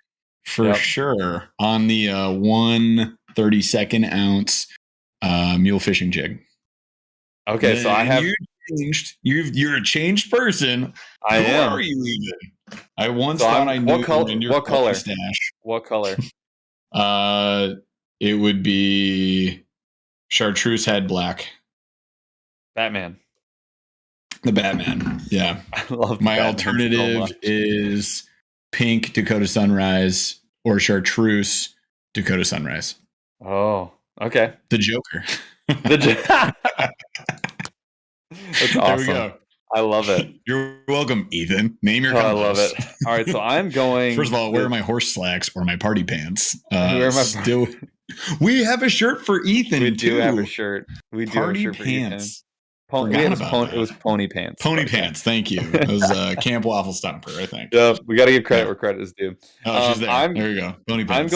I'm going to go the 2.2 inch minnow on a 1/16 And I'm gonna do it, and I'm gonna the do Eagle Claw one you found. That Eagle Claw one is so sick. I can't wait for you to see it. But even they do. There's a one the mule jig also would work. And I would not go horsefly. I would definitely go minnow, and I would go. I like the horsefly, like when I know it's panfish, or when I know bobber. I could run a bobber. I'm 100% with you. 100% with you. And pony pants on the ice. I smacked on pony pants. All it is. I'm 1,000% with you. Color, I'm gonna go. I'd like to say my fancy purple jig head, but it's not really a good answer. I'm not gonna say Dakota Sunrise. I'm gonna say black jig head chartreuse. There we go. Also Batman. Opposite Batman. Batman is an underrated combo. It's a really good combo. We really have a good time with that. All right. Do we do it? We did the thing. We should do it. All right. You guys, it's time for some giveaways. We're going to do some slow rolling thunder. Should we do it? Like, what kind of giveaway should we do? I already actually said what it was, and I didn't tell you. So. Oh, neat. Welcome to the show, Paul. All right, guys. So here's what we're going to do. So we have the Monster Bass $25 gift card. And, Chaz, how many viewers we have right now? Tell me, don't tell them. This helps me decide what you guys get tonight. Okay. Here's the deal. If you can help us bump this show by 15 viewers, I'm not going to tell you what we're at right now. 15 viewers. So tell your friends, somebody left, bring them back, because I want to do 2 bonus round giveaways. Do you want to give away some baits? I have so many baits to give away. It's silly. Okay. And I'm going to trim down my assortment. So I literally have unlimited stuff. Here's what we're going to do. So we're going to give away a Monster Bass gift card. That's prize number 1. First prize drawing, right, Chaz? Just so everybody in chat knows, the first prize going out. First person drawn, you're getting that. Second person, you are getting a flip around and find out t-shirt and decal. Whoa. That's what I didn't tell Paul about. Holy smokes. Yeah, we got you guys. Don't worry. I like it. So shirt and decal, the full combo, flip around and find out. And then third prize that we draw for will be Paul's mystery box of baits. I was like, bag, box? I'll put in the Ned Rig Nerd shirt, and I will make it stuff and things. So I'll make it stuff and baits. So we will do the mystery grab bag from Flesh Stash, aka Iceman, in the case of this episode theme. Oh God. Sorry. So we have how many questions do we have? So we're gonna do the gift card, and then we're gonna do the shirt sticker. Working out logistics. Enhance. I got this. And then Paul's crap. All right, but the Paul giveaway only happens if you raise this show by 15 viewers, folks. Because I gotta dangle some sort of carrot. You guys, come on now. For the carrot. Otherwise, we're giving it to our members on the members only live. You'll get stuff anyways. Don't worry, guys. This thing is literally bursting. It won't close. It is completely, it will not close. It's full of stuff. I have a whole other box, the same exact box full of stuff. Not even lures, just stuff. So I need to help me out. All right. Help me help you. You know the drill. Okay. Hold on. So Chaz is going to tell us once we hit 15 more viewers. So get them in here. Get them. It won't even go in the shelf. It won't even go in the show. Okay, so slow rolling thunder. We're gonna do 2 questions, draw for the MB giveaway. Then we'll do a question, draw the next person, question next person. Okay, I love it. Cool. All right. Question number one. Slow rolling thunder. Favorite non-bass fish to catch? Pike. Do we have to ask that question?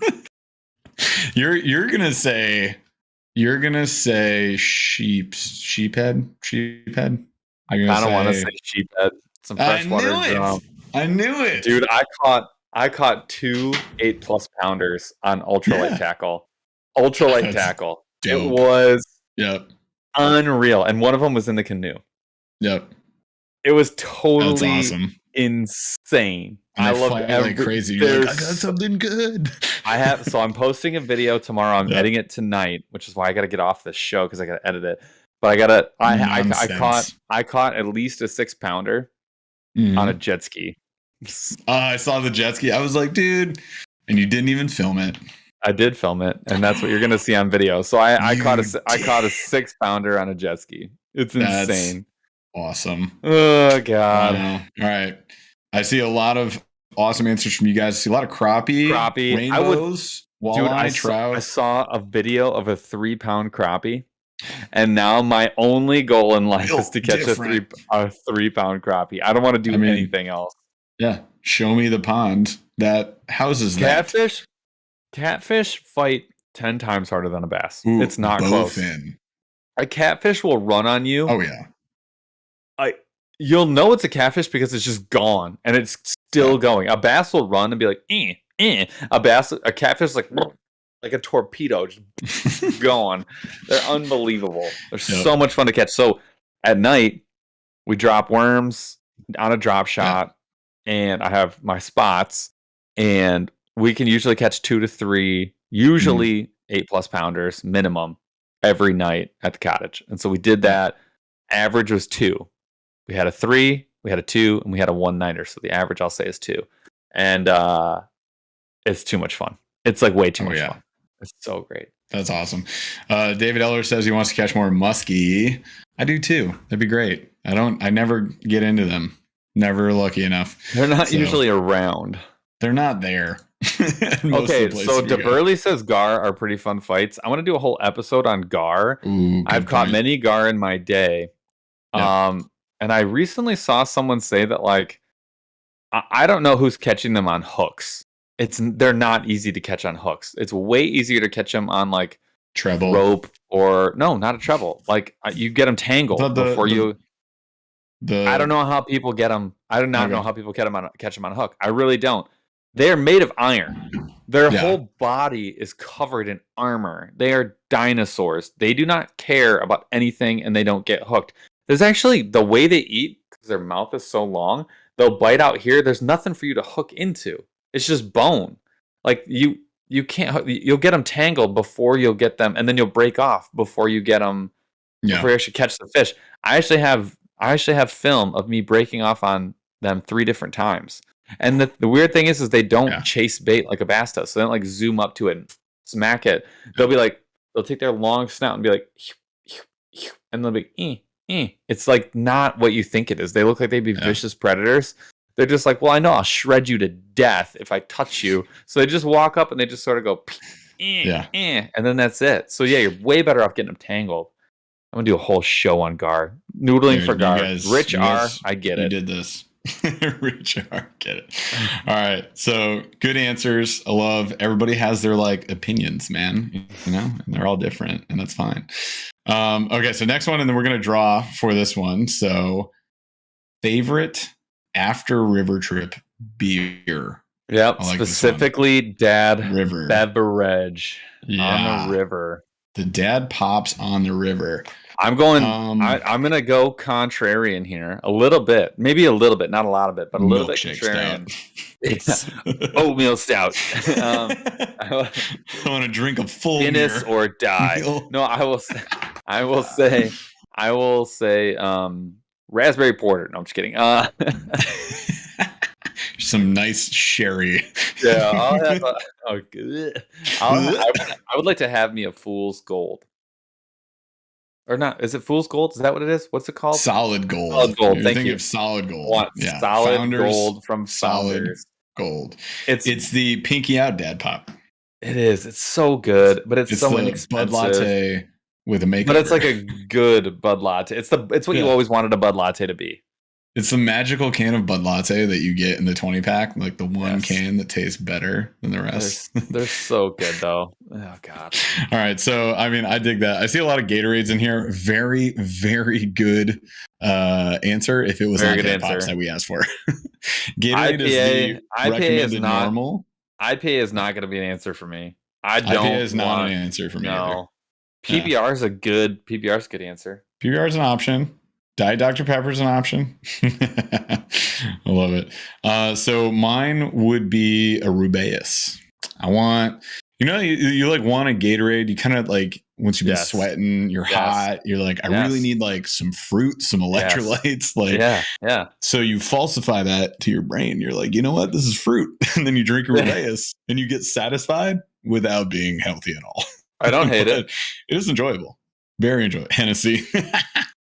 Oh, God. Hennessy. That's like the last thing I want to. God. I'm having like where's your cognac? Oh, God. I like pure gasoline personally. Some Ezra Brooks, just like pink lemonade and the red, white, and blue Smirnoff raspberry vodka. Not a terrible answer. It's because it's the fruity flavor. You're just like, not a beer, satisfied. I see where you're going with this. Yeah, I want something that the reason crisp Modelo. Great answer. Yes, Cervezas. Yeah, I saw that. Hard Mountain Dew watermelon. I'll be honest with you guys. I'm not opposed to a claw because it's so refreshing. That's a good example of a time. Like when you get it, like right when it's 1 billion degrees. But honestly, there's nothing like a solid gold. Yep. It tastes really good, but you're not going to get sauced, and it's very refreshing. Rubeus, because then you do get sauced and it's refreshing. All right, Josh, let's draw the winner. See, like a cerveza. See, I dig. No, no way. Greg Whitaker, you just won, and you're still on. He says he's still here. He's talking crap to Chaz. No, Chaz. No. Chaz is about to re-roll you, Greg. Greg, no, Chaz he is about said, to re-roll you. What? He said what? He's acknowledged. He's in. All right, so Craig, you're getting the MB gift card. That's the easy one. Now we got to move on to the bigger giveaways. So, Chaz, you want to mark him down? I think, we have his email. We got his IG. You're good, bro. We got you. So I'll ship you the code out as soon as I can. I think I still have some in stock, so I think we're good. So next one. And Greg's birthday is tomorrow. Happy birthday, dude. That's awesome. Chaz, your gain's at like 6,000. Yeah, your gain is terrible. You are murdering my eardrums. I didn't want to say anything. You're like suffering.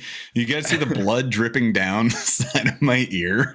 I like muted you. You're on 0% volume, and it's still shockingly like vibrating my skull. So thanks, bro. So next prize we're going to be doing, you guys, is the shirt and sticker. So we're giving away the brand new Flip Around Find Out shirt and sticker. And Chaz, where are we at on viewers right now? Oh my God, you guys are only 9, 6, 7, 8, 9. How many of you? I have no idea. What were you at when I started? Oh yeah. Okay, so yeah, you're like 9 viewers away. Yeah. Cool. So 9 viewers, and we'll do the super secret random box of stuff and things. I have some big. I have a big box. Which is gonna be. It's gonna be a value box. You guys are gonna want this. It'll. No. Yeah. 72 is what we need. No offense, but my giveaway will kick the crap out of these other two in terms of dollar value. 72 is what we need. You guys see the video over there? Make it 72. It's 61 right now. There you go. You're welcome. Do the math. You can make it happen. All right. So yeah, and just message people, tell them to get over here so we can do a giveaway. Gosh dang it. So let's do the shirt and the sticker. Next question. No. Okay. Yeah. We need the question. So next question was. Well, I thought you were just going to run it. All right. Top 2 macaroni and cheese toppings. Top 2 mac and cheese toppings. Ooh. I'm telling you right off the bat, one of mine has to be spicy. One of mine, I'll give you my 2 then. Panko crumbs. Whoa. Yes, is a power move. First, it is good, but whoa. Second of all, buffalo sauce. Buffalo mac and cheese. Yes. That is the win. Thank you. Jalapeno buffalo chicken packets. Jalapeno bacon was gonna be my answer. Yep. But then I remembered they make chicken, and dude, I love chicken mac and cheese is so good. So I'm gonna say double breaded, extra crispy fried chicken, cut up into pieces. Yep. Mixed in And then I would love to say jalapenos because I love jalapenos. It's going to be Cholula for me. It's going to be Cholula. Cholula is a great call. Cholula's not quite hot enough, but it's got the flavor. And so that's what I'm going for with this one. So, Rock, the question was best 2 toppings for mac and cheese. And why can't I say panko? Yeah, why not? No. That's a normal? No. Everybody does panko on top of their mac and cheese? No, they do not. All right. Well, if you don't, apparently you're a loser. Steven says it's the normal topping. Stephen Wallendal says brisket and brisket. It's not wrong. It's not wrong. Good answer. You know what and else Alex is good? Steinberger says burn ends for days. That's a really good call. Ground beef and cayenne fantastic. Is underrated. That's like way a hamburger helper right there. Ketchup or chili powder? Frank, dude, you got the Doucette going, so we know you got some Canadian going. I appreciate everything you're saying. Cayenne pepper's a 10 out of 10, but I don't know about ketchup. I can't do the ketchup. Lobster I can't do the ketchup. Oh, lobster. Dude. Oh, lobster is so underrated. Yeah. Oh, God. Hot wings in your mac. Oh, I got you. Hot wings, chicken, and brisket, you said? The triple meat play? That's 3. That's the 3 meat treat. 3 meat treat. I like it. Salisbury steak with white cheddar. Steak. That's awesome. Oh God, caramelized onions. I would not have gone the onion route. I would not have gone caramelized onion. Oh my gosh, I would not have gone that route. I would have gone red onion before caramelized every time. Yep. There's a lot of good in here. Okay. Tuna?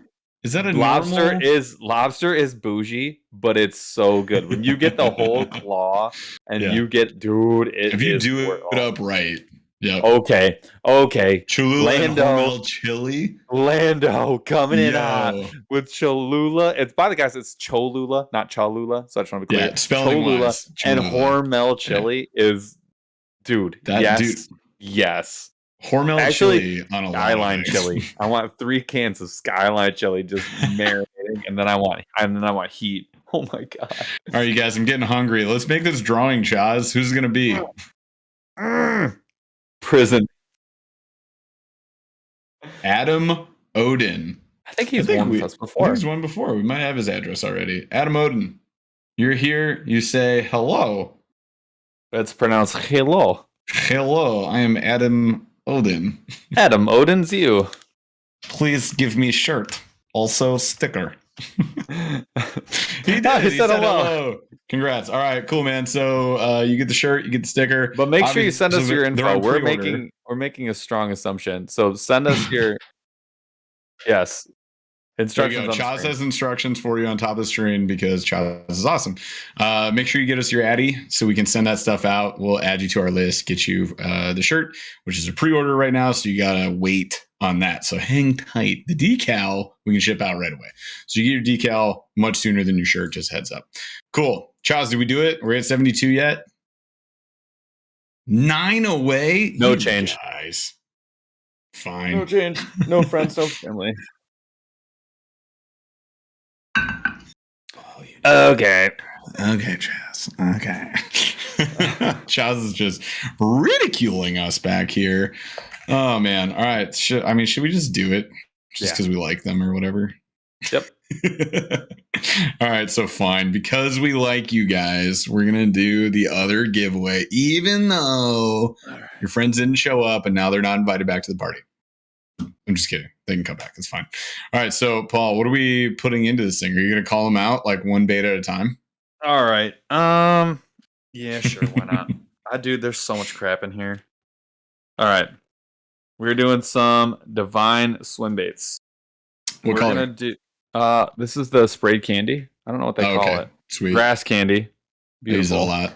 Yep. I'm going to do like all 6 cents. We got the new Quake. This thing is sweet. Ooh. That's 70. Yeah. I'm going to give you the BFO baits, the triple threat creature. There is one missing out of that one. Too bad. Oh no, bro. Oh yeah. Oh no, bro. The Stanley Craw worm. All right. Or the hail. The hail. The hail craw. I think is freaking sweet.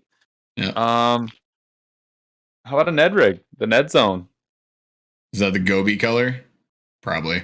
I feel like we got green pumpkin purple. That's actually the good better. one. That is the good one. Oh, so I'm never gonna fish this. The Castaic mini crank from this month's Monster Bass box. I did fish it. It actually fishes pretty well, but I can see why you would give it away. I don't have a lot of it's like a 1 to 3 foot diver, so I don't have a lot of those, so I kept it. It's actually on the wall, but I probably have two. I probably have too many of those, to be honest with you. I'm gonna throw in. I only have one. I have a couple. Oh, yes, dude. Who is that? Beast Coast. This is what color was it? The Okeechobee Craw flip into light.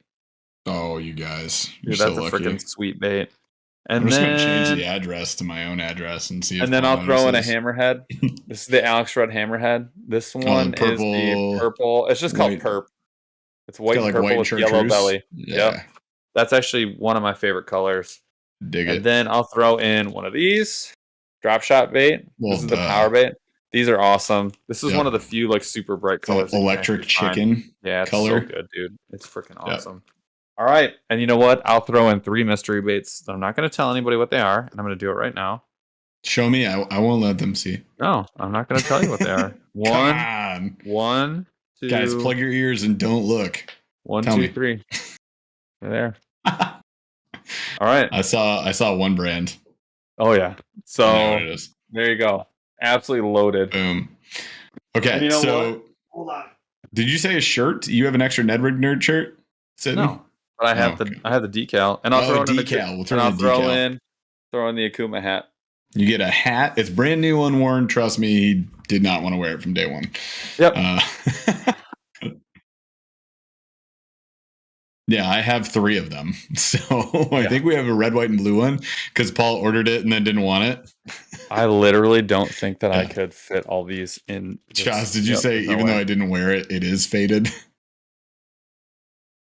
Yeah, if I wore it, it wouldn't exist. Yeah, it would have been disintegrated into dust. Yeah, like this hat that you can see just. By the way, you guys, some of these have one missing because I've tested these baits, so deal with it.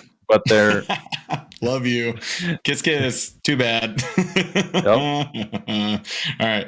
So let's get into the last question here. Dude. Now this was actually kind of tricky because there are so many different brands, but what is the take the thumbnail? Yeah. There you go. Take the thumbnail. Good thumbnail shot, bro. So the question the Ned Rig Nerd. Oh god. Yeah, you're getting a decal as well, you guys. Ned Rig Nerd. You get the OG. The OG that will live on forever in infamy or not infamy or whatever. If people like it or not. Decal, whatever it is. All right. So what is the best General Mills cereal?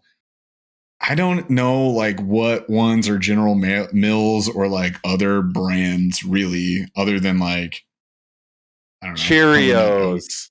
Yeah. Is that General Mills? Yeah. So all Cheerios. Frosted Cheerios is so good. There's Chex, Lucky Charms, all versions, Cinnamon Toast Crunch, French Toast Crunch, Fresh Toast Crunch, Churros, Cocoa Puffs. Here's the one. Churros? Reese's Puffs. Yes. Golden Grams, Cookie Crisp, Trix, Kicks, Fiber One. Then we got Wheaties, Raisin Nut Brand, Oatmeal Crisp, Total Brand, and Basic 4. Okay. Those are your brands. Hold tight. I'll give you a General Mills answer.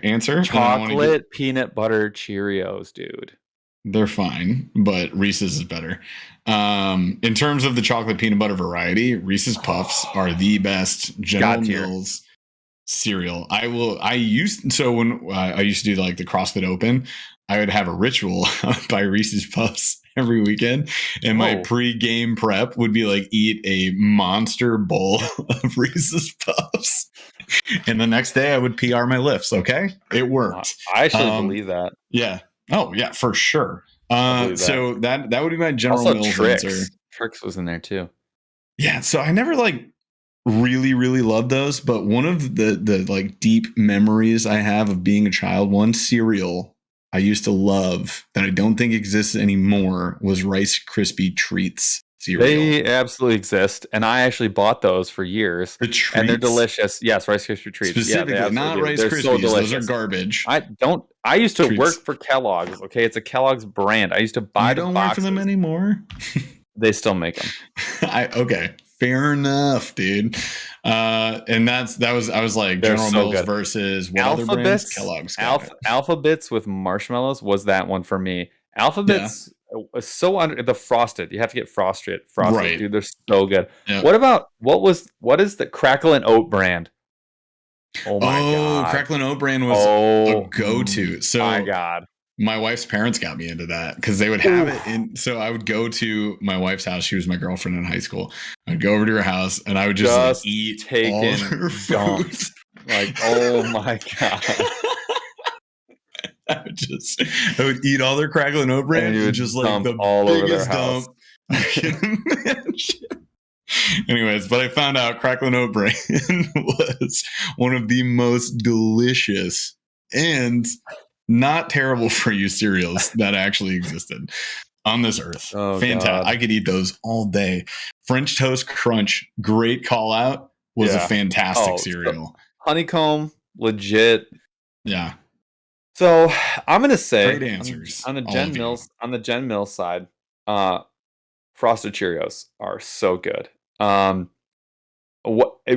cinnamon Cheerios are unbelievably delicious. Apple cinnamon, yes. Or the Apple Jacks. Apple Jacks was a jam. I could eat a whole box of Apple Jacks. Chocolate peanut butter Cheerios, they beat everything else. It's the number one Cheerio. I do like them, but Reese's so Puffs good. Reese's Puffs are arguably potentially better. Cocoa Puffs are good, but it's got to be. It's got to be Nesquik. It's got to be cereal. Gross. It's got to be. That was way better than Cocoa Puffs. Nesquik cereal. It was like smaller Cocoa Puffs, more chocolatey, and it was better.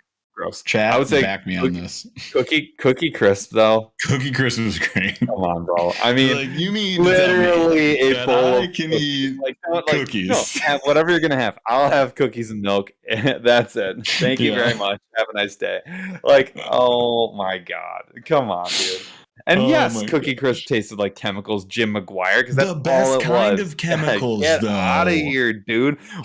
When you're 6, what more do you want? I want a bowl of chemicals, please. Thank you very much. Listen, we lived under power lines. We ate lead paint. We had asbestos in our walls, okay? Yes, we ate chemical cookie cereal. Who do you think we are? Quisp? What is Quisp? Quisp? Quisp? Quisp. I'm going to Google it. Hold on. I'm going to assume that's a typo. I'm assuming it's not. Nope, it's there. Ew, dude, gross. There's a cereal named after a speech impediment. Okay, something on crisp or quisp. There's so quisp spelled with a Q. Got it. It's real. I'm what really kind leaning. Of cereal I'm is this? kind of leaning. It's like a popped rice cereal. Quaker brand.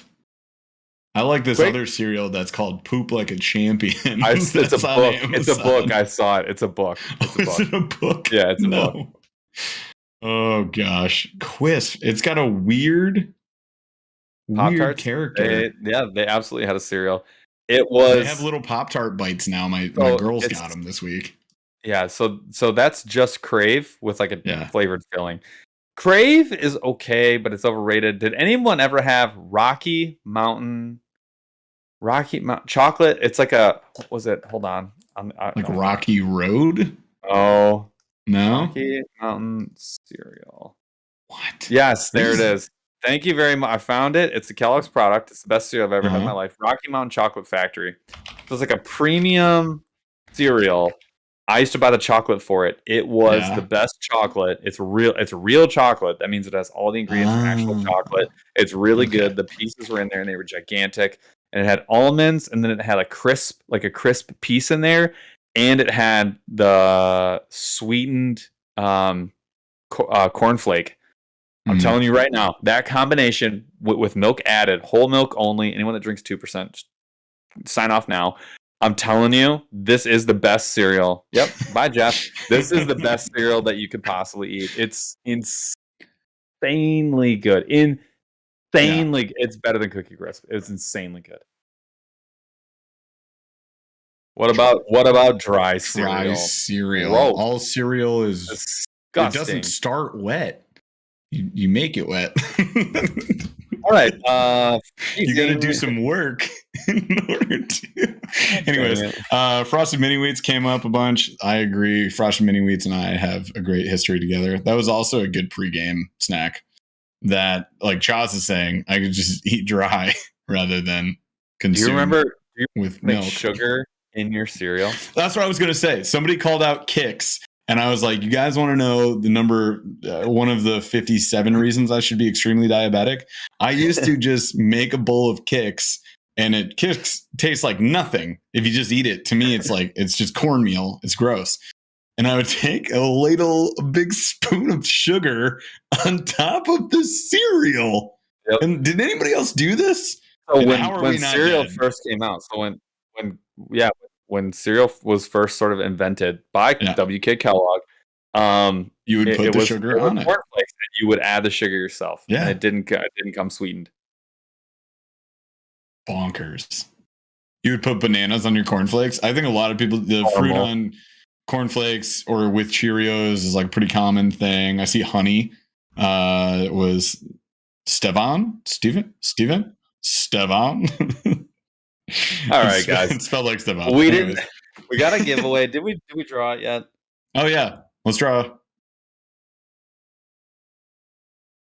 All right, Tom Gross, you get another way one. To go.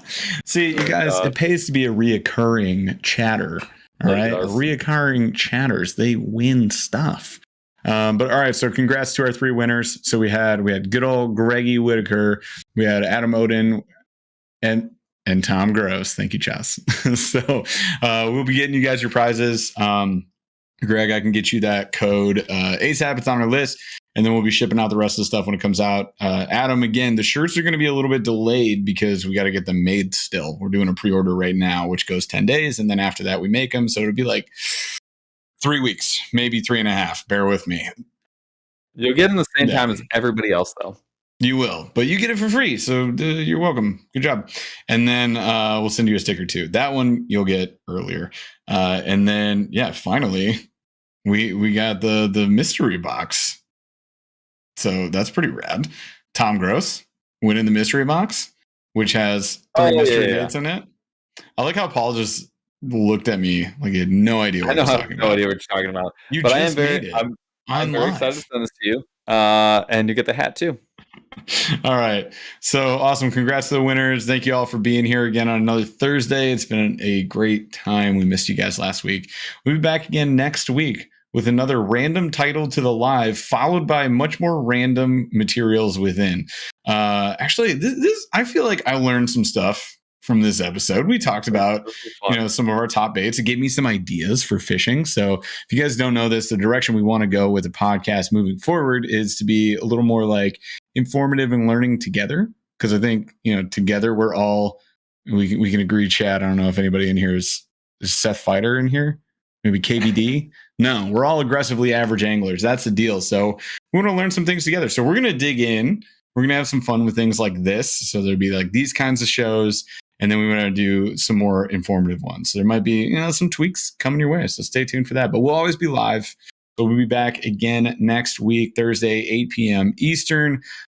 We do have a members only live coming up probably in 2 weeks. Right, guys? 2 weeks. 6/14, thank you. So Joss is like, I don't know. I thought we had a show last week. We didn't. Sorry, Joss. So 6/14. It's a Tuesday, 8 p.m. Eastern. All my members, be there. If you're Chartreuse, Snorlaxer, we'll bring you on camera. It's a blast. And we have a lot of fun doing that. So like, subscribe, 5 stars, ring notification bell. Paul, did I cover it? All the things. See you guys next week. Chopsticks is out. Took a swing at a wrecking ball and I prayed for my downfall and I found a way to reconcile, 'cause in my heart it's not worthwhile. It's a bloody battlefield where some go down, others heal. In the end it's all the same. All you can do